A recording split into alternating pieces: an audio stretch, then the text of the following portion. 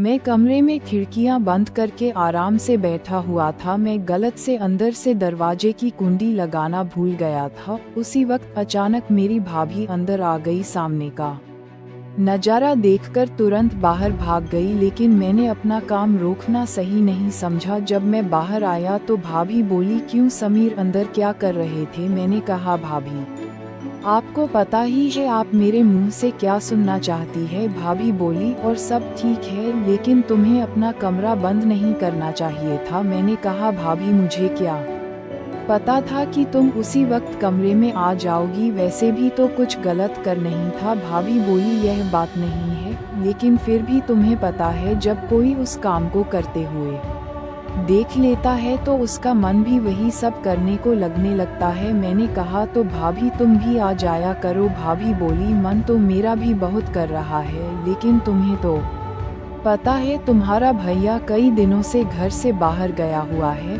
और मैं अकेली हूँ, वह सब कैसे करूँगी? मैंने कहा, भाभी अगर आप बुरा ना माने तो मैं आपकी मदद कर दूंगा, मैं आपके साथ ये सब काम कर सकता हूँ। भाभी बोली, तेरा दिमाग खराब है। इससे पहले कि भाभी और कुछ बोल मैं तुरंत वहाँ से भाग गया। वैसे भी मैं तो अपनी भाभी के साथ बहुत पहले से वह काम करना चाहता था, लेकिन हाँ कहने की हिम्मत नहीं हो रही थी। आज भाभी ने मुझे देख लिया था तो आज वह बात कहने का सही टाइम आ गया था और माहौल भी था, इसलिए मैंने वह बात कह दी। इससे एक बात मुझे पता लगी कि बात कहने का भी एक सही समय आता है। उस समय बात कर लेनी चाहिए, उस समय आपकी बात पूरी होने के बहुत चांस होते हैं। एक दिन भैया और भाभी छत पर काम कर रहे थे, मैं उन्हें ये सब करते हुए देख रहा था। मैंने कुछ देर खड़े होकर देखा, मेरे सामने फेस टू फेस एक फिल्म चल रही थी। मुझे भैया भाभी को देखकर बहुत मजा आ रहा था। भैया अपनी सारी जान लगाकर काम कर रहा था। उस समय मेरी शादी नहीं हुई थी, मैं 22 साल का हूँ और मेरी भाभी बहुत खूबसूरत थी। वह हमेशा मेरे साथ मजाक मस्ती करती रहती थी। भाभी और मेरे बीच एक अच्छा दोस्ती वाला रिश्ता था। जब भाभी हमारे घर में नई नई आई थी तो उन्हें बहुत घमंड था, और घमंड होना भी चाहिए था क्योंकि वह किसी से कम नहीं थी। भाभी की ऊंचाई और लंबाई बहुत ही, उनकी आंखें गोल और भरी भरी थीं। जब वह एक साथ मेरी तरफ देखती तो मेरा सीना चीर कर रख देती थी। जब मैं कोई बात करता तो वह मुंह टेढ़ा कर लेती थी। तब से मैं समझ गया था कि भाभी में खूबसूरती का घमंड भरा हुआ है। भैया एक प्राइवेट कंपनी में काम करते थे। जहां वह काम करते थे वह हमारे घर से 50 किलोमीटर दूर था। उन्हें वापस आते आते आधी रात हो जाती थी। कभी कभी तो घर वापस नहीं आते और वहीं ठहर जाते थे। वह बस अब वहीं रहने का प्रबंध कर रहे थे क्योंकि घर रोजाना आना जाना बहुत दूर पड़ जाता था। जब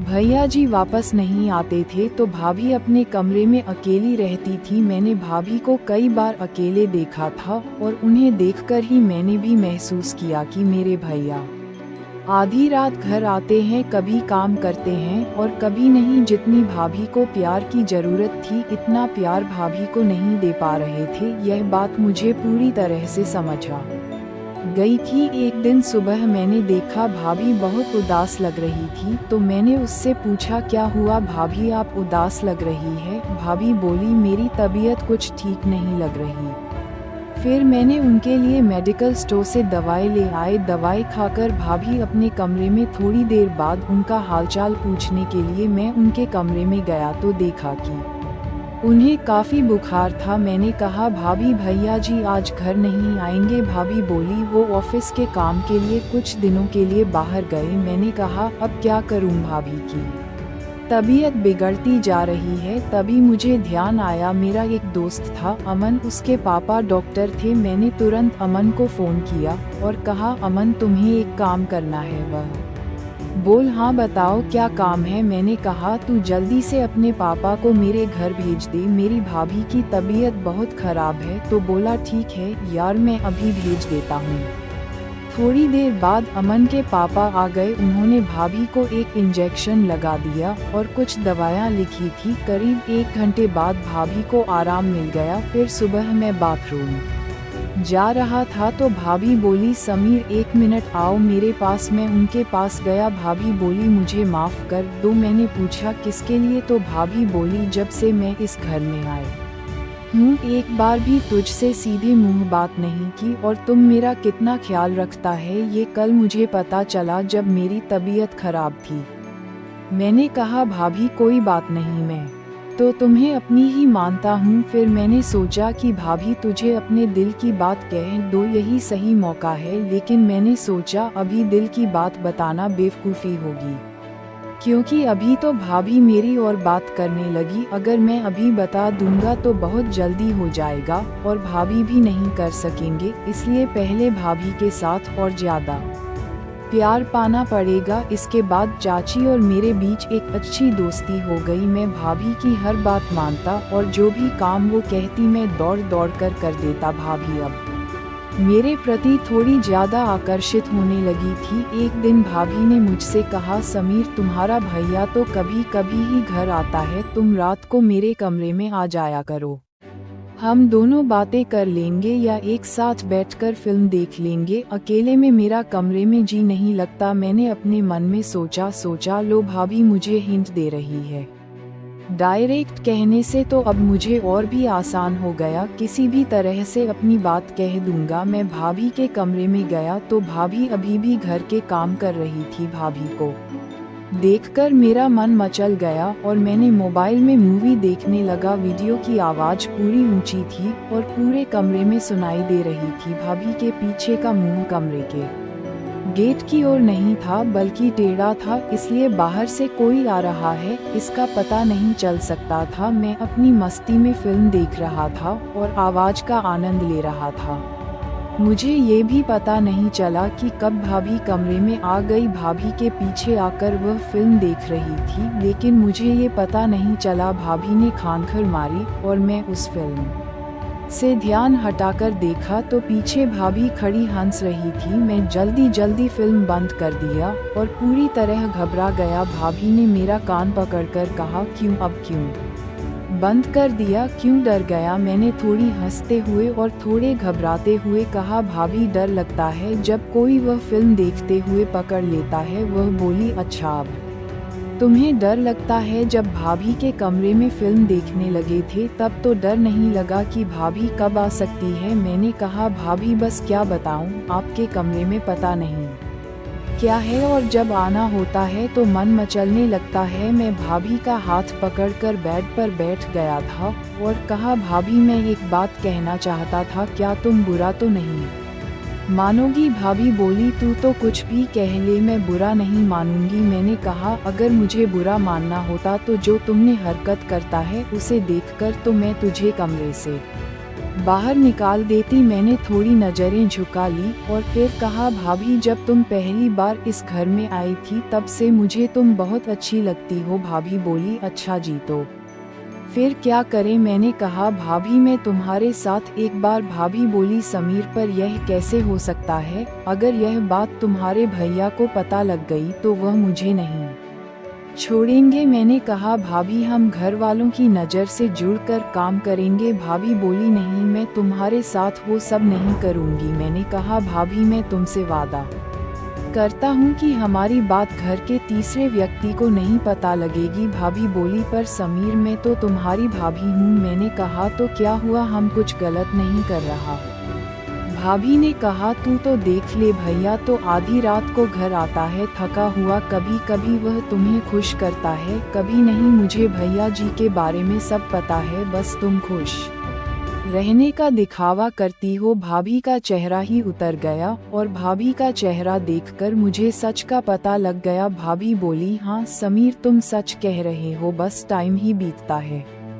मैं भैया जी से खुश नहीं हूँ। तुम्हारा भैया बस ये बहाना बनाकर जल्दी सो जाता, इतनी दूर से चलकर आया। अब मैं थक गया, मुझे नींद आ रही है। रोज रोज तो मैं खुश करने के लिए फरमाइश भी नहीं कर सकती। उन्हें खुद ही सोचना चाहिए कि वह मेरा ख्याल रखें। वह तो बस तब प्यार करते हैं जब उनका मूड होता है। उन्हें मेरी तो थोड़ी भी फिक्र नहीं होती कि अब मेरा मूड है या नहीं, बस अपना ही देखते। इन बातों को सुनकर मैं चौंक गया। मैंने कहा भाभी तभी तो मैं तुम्हारी इतनी फिक्र करता हूँ तभी तो मैं कह रहा हूँ कि मैं तुम्हें खुश कर सकता हूँ भाभी, मैं तुम्हारी हर एक फीलिंग को समझता हूँ। तब भाभी ने मेरा हाथ पकड़कर उसे कसकर दबाते हुए कहा। जब भाभी ने मेरा हाथ दबाया तो मुझे पता लग गया कि भाभी अंदर कितनी तड़प रही हैं। भाभी ने कहा, अच्छा समीर, तुम इतनी फीलिंग समझते हो, कितनी समझदार हो गए हो, मैंने तो कभी तुम्हारी ओर ध्यान नहीं दिया। मैंने कहा, हाँ भाभी, मैं तुम्हें पूरी तरह समझता हूँ। भाभी बोली, चल मैं सोच कर बताती हूँ, अब तुम अपने कमरे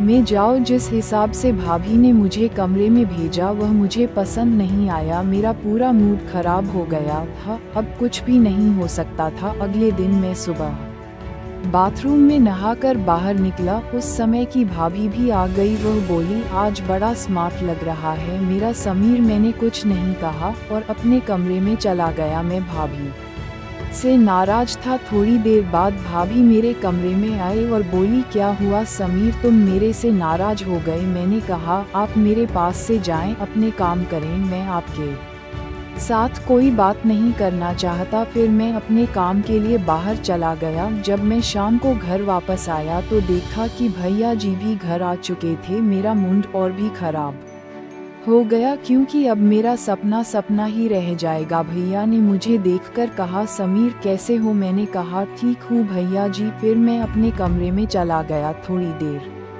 बाद भैया ने मुझे बुलाया और बोले, आ जाओ समीर, खाना खा ले। फिर हम बैठकर खाना खाने लगे। मैं भाभी की ओर नजरें मार रहा था। भाभी मुझे देखकर मुस्कुराने लगी और चुप रहने का इशारा करने लगी। भैया ने मुझसे पहले खाना खा लिया और अपने कमरे में चले गए। मैं धीरे धीरे खाना खा रहा था, तब भाभी मेरे पास आकर बोली, क्या बात है समीर, तुम मुझसे नाराज हो। मैंने कहा, हाँ। वो बोली, तू मेरी बात क्यों नहीं समझ रहा, ये गलत है। मैंने कहा, इसमें गलत क्या है। भाभी बोली, तू अपने कमरे में जाओ, खाना खाकर सो जाओ। मैंने कहा, मैं सोऊंगा कि जागूंगा, आपको इससे क्या है। और मैंने कहा, मैं आज छत पर ही बैठूंगा, बिल्कुल नहीं सोऊंगा। ये कहकर मैं अपने कमरे में चला गया। मैंने ठान लिया था कि चाहे कुछ भी हो जाए, एक बार तो अपना सपना पूरा करके ही रहूंगा। जब सब सो गए मैंने अपने कमरे का दरवाजा जोर से खोला था कि भाभी को पता लग जाए कि मैं छत पर जा रहा हूँ। फिर मैं छत पर चला गया। मैं वहाँ 2 मिनट तक बैठा रहा, तभी मुझे पायल की आवाज़ सुनाई दी। पीछे मुड़कर देखा तो भाभी छत पर आ रही थी। वह मेरे पास आकर बैठ गई और बोली, तू पागल हो गया है, आपको इधर छत पर क्या कर रहा है। मैंने कहा, मेरी मर्जी, मैं वही करूँगा जो चाहता हूँ, आप नीचे जाए। भाभी ने मेरा हाथ पकड़कर अपने हाथों में लिया और बोली, समीर अंदर से तो मैं भी तेरे साथ हूँ, पर अब हम वह काम नहीं कर रहे हैं। ये हमारे दोनों के लिए ही अच्छा होगा, क्योंकि जो काम तू मेरे साथ करना चाहता है वो तू एक दिन जरूर करेगा। वह थोड़ा सा सब्र करना और अच्छा होगा। भाभी की बात मैंने समझ ली। मैंने कहा, ठीक है भाभी। सुबह भैया ने कहा, समीर मेरी बात ध्यान से सुनो। मैंने कहा, हाँ बताइए। भैया बोले, मैं तुम दोनों को एक बात बताने आया हूँ, मैं अब दोबारा वापस नहीं आऊँगा। मैं कंपनी के काम से बाहर जा रहा हूँ, लगभग 6 महीने बाद ही वापस आऊँगा। मैंने कहा, अच्छा भैया जी। भैया बोले, हाँ, इस घर की जिम्मेदारी तेरी भाभी का भी अच्छे से ख्याल रखना। मैंने कहा, भैया जी, अब घर की जिम्मेदारी संभाल लूँगा और खुद ही संभाल लूँगा। और रही बात भाभी की, तो भाभी का मैं बहुत ध्यान रखूंगा, आप बेफिक्र रहें। भैया ने कहा, अब से 1 घंटे बाद के लिए ट्रेन है। फिर मैंने भैया को स्टेशन पर छोड़ने चला गया। जब मैं घर वापस आया तो भाभी का मूड खराब दिख रहा था। भाभी रो रही थी। मैंने कहा, भाभी क्या हुआ, आप क्यों रो रही है। तो भाभी, और क्या करूं, तेरा भैया पहले भी कई दिनों बाद आता था और अब तो सीधा 6 महीने के लिए चला गया। ये कहकर और भी रोने लगी। मैंने भाभी को बिस्तर पर बैठा कर कहा, कोई बात नहीं, भैया ने अपने काम के लिए जाना ही था और मैं तो हूँ आपके साथ, आपका ख्याल रखने के लिए। ये कहते हैं मुझे गले लगा लिया। इसके बाद तो बिना कुछ कहे भाभी ने मेरे साथ शुरुआत करती। इससे आगे की बात तो बढ़ती गई क्योंकि अब बहुत दुखी थी और पूरी तरह तैयार हो गई थी। उन्होंने बिना कुछ देखे सारा प्यार मुझे दे दिया, फिर मैंने भी पीछे नहीं रहा, भैया जी को अधूरा छोड़ देते थे। मैं आज कमी पूरी कर रहा था। मैंने सारी रात भाभी की पूरी सेवा की। रात के करीब 3 बजे गए थे, फिर कहीं जाकर हम दोनों सो गए। अगले दिन जब किसी के चेहरे से साफ पता चल रहा था कि भाभी वास्तव में खुश है, इसके बाद भाभी ने मेरा हाथ पकड़कर बोला, थैंक यू समीर, जिस खुशी की तुमने मुझे दिया उसके लिए मैं तो नहीं जानती कब से तुम तड़प रहे थे। मैंने कहा, भाभी आप तो मेरी बात ही नहीं मान रही थी। इसके बाद भाभी ने मुझे गले लगाकर बोला, शुक्रिया मेरे समीर। उस दिन के बाद से मैंने भाभी के कमरे में ही सोना शुरू कर दिया और अब हम दोनों रोजाना खुश रहने लगे। ये थी मेरी भाभी की कहानी। तो कमेंट में बताइए और सुनने के लिए सब्सक्राइब जरूर करें। धन्यवाद।